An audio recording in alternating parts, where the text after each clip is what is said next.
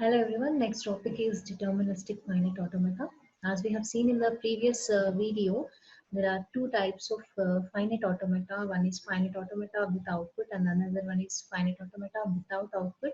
So in the without output, again we have three types, that is DFA, NFA and NFA with epsilon. The first one is deterministic finite automata, in which each state on a single input, it should go to exactly one destination. So it should not have multiple destinations. And one more condition is each state should pass through all the inputs. For example, if I have A and B, two inputs in the given alphabet, then Q naught, every state in the queue, that is Q naught, Q1, every state in the queue should pass through all the inputs. Q naught should go through A as well as Q naught should go through B also. So that is mandatory in DFA. So if you don't find any path, then you should write at least dead state. For example, consider um, I have two states here, Q naught, Q1. So Q1 is final state and Q naught is initial state. We have only single input. Consider that is A. And on Q1 also I should write this A, but I don't want to write this A. Then I can move this A to a state called dead state. So that is, you're not using that, but don't think like whatever we don't need, we can move that to dead state. So maximum try to move that A to somewhere within the automata itself. If it is not possible, you can move it to dead state. See all the states. So we have single input here. So Q naught should go through by A as well as Q1 also should go through by A. And we should have only one destination here. Q naught on A, it is going to only one destination, that is Q1. The same way Q1 on A also it is going to one destination, that is dead state. So that those are the two conditions in deterministic finite automata.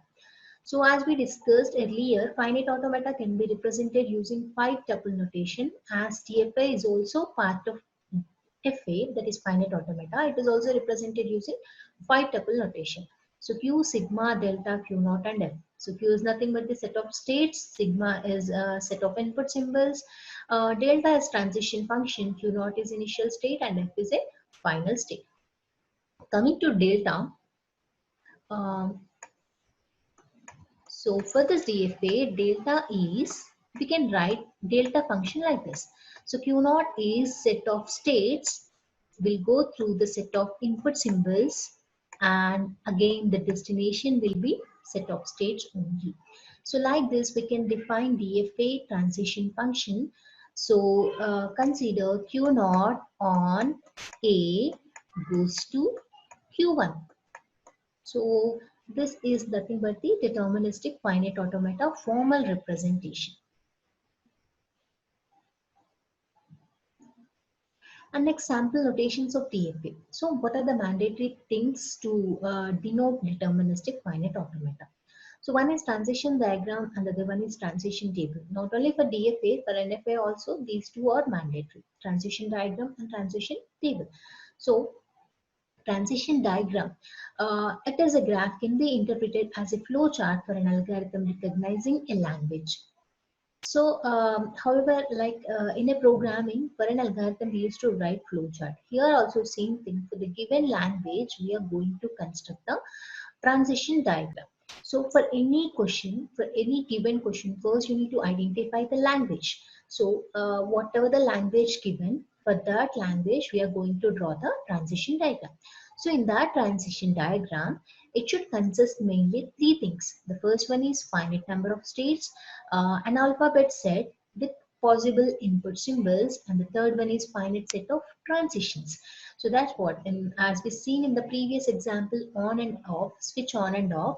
So here you're taking set of states, um, and then set of input symbols, then transitions, moving from one state to another state.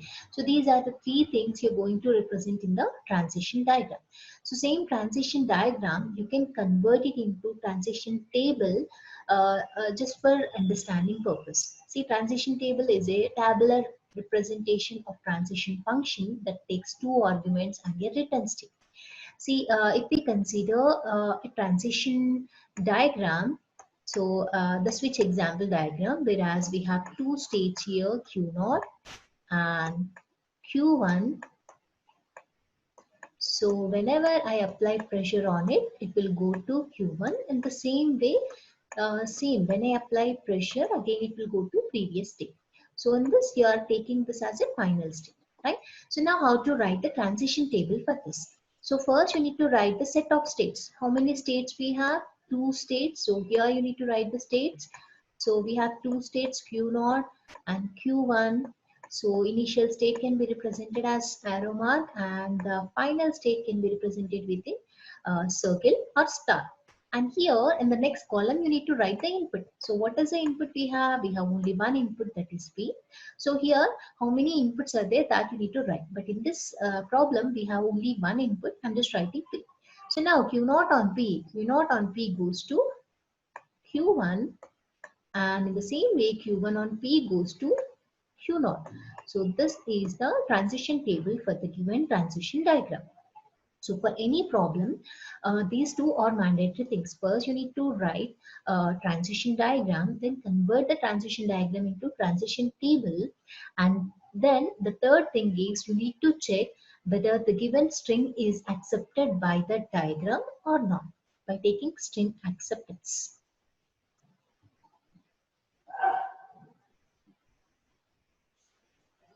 So this is one example given here, a sample example. So obviously this is a DFA. Why? Because so we have two input symbols here, 0 and 1. So Q0, we have a path on 0 as well as on 1 also. Q1, we have a path for 0 as well as 1 also. For Q2 also, we have a path for 0 and 1 also. And there is only one exact destination for each input symbol. So Q0 on 0, it is going to only Q0, but not the multiple destinations. If it is like this, we can blindly say that the given diagram is deterministic finite automata. We have only exact destination. We have only one destination, right? So now we know it is represented using 5 tuple notation, right? So in that 5 tuples, what we have? Q, sigma, delta, Q naught, and F.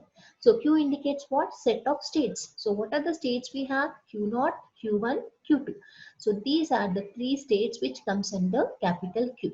And then sigma, inputs. So what are the input symbols we are using here? Only 0 and 1.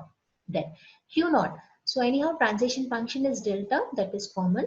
Then Q naught. What is the initial state for this problem? That is Q naught. And F, capital F indicates set of terminating states or final state. But in this, we have only one terminating state, that is Q. So now we can take a sample string for this. So here we're taking rotations like a self thing. So self thing means this is considered as it's not mandatory, right?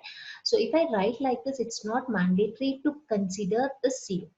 And if you want to consider, you may take any number of zeros. So the representation for this is 0 star. Star means already we have discussed 0 or more.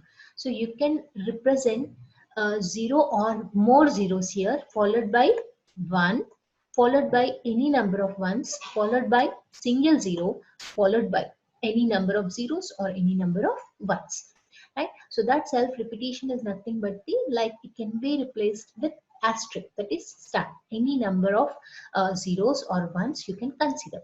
So now if I take one example string for this, so you can take any number of zeros. I'm just taking single zero. One is compulsory, so one is compulsory, and this is self repetition means one is not mandatory. And if you can take any number of ones, I'm taking two ones here, then followed by 1 0 is mandatory, and followed by any number of zeros or any number of ones. I can take 1 0 1 1. So this is the string which may be accepted by this given finite automata. So like this, we can construct the language. Right. So this is the transition table for the given diagram. So in the first column, you are indicating the different states we have. We have three states here, Q0, Q1, Q0, Q2. The initial state is represented with arrow mark, and the final state is represented using asterisk. And what is the next state? If I give the input as 0, we have two inputs here, one is 0 and the other one is 1. So wherever Q0 on 0 goes to Q0, Q0 on 1 goes to Q1. So you can observe in the diagram, Q0 on 0 goes to Q0, Q0 on 1 goes to Q1. So like that, we can fill the remaining things also.